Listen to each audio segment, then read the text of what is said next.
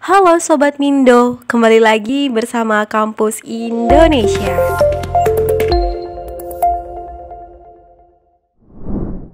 Kali ini Mindo akan membahas tentang jurusan lagi nih. Namun bedanya kali ini tentang jurusan sepi peminat tetapi lulusannya banyak dibutuhkan. Wah, kira-kira jurusan apa saja ya? Kalau mau tahu, yuk simak video ini sampai tuntas. Siswa kelas 12 yang akan mengikuti seleksi masuk perguruan tinggi negeri PTN 2023 pastinya perlu banyak mempertimbangkan soal pemilihan jurusan kan? Selain jurusan favorit, siswa juga bisa memilih jurusan kuliah yang masih sedikit peminatnya loh. Meski belum banyak diminati calon mahasiswa, tapi sejumlah jurusan memiliki prospek kerja yang menjanjikan.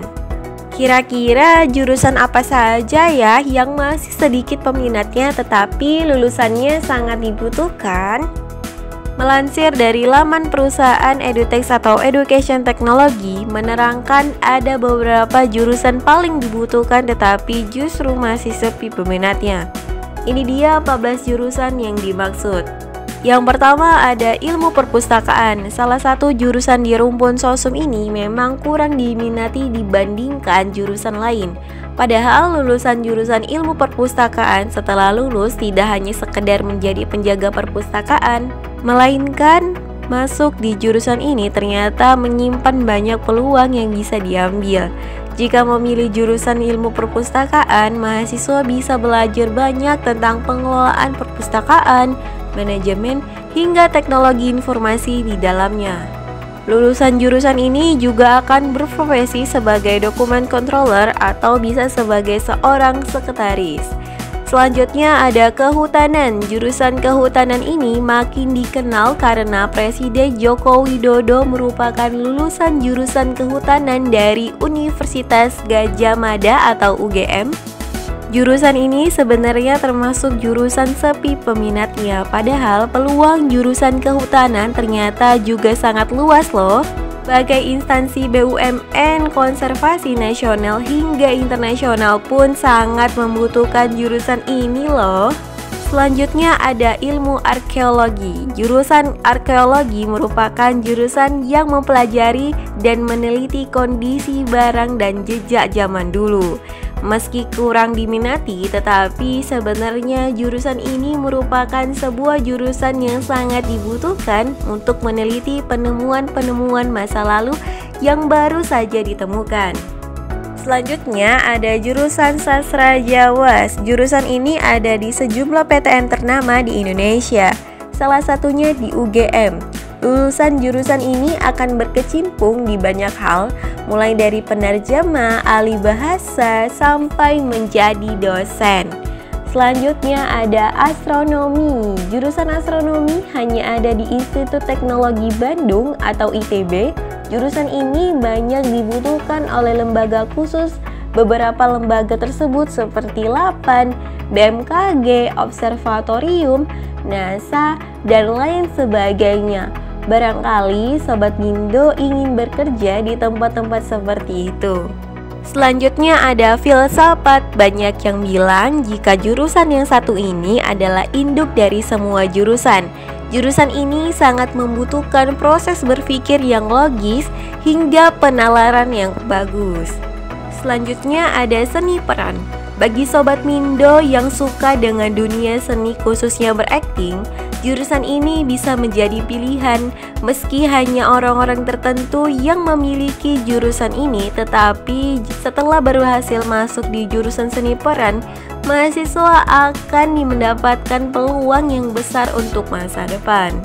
Selanjutnya ada teknik perkapalan. Jurusan teknik yang satu ini ternyata juga sangat dibutuhkan oleh berbagai perusahaan dan instansi.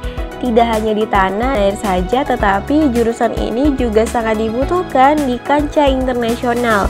Jurusan ini nantinya sangat berpengaruh untuk memperbaiki sistem transportasi laut, produksi kapal, hingga navigasi kapal.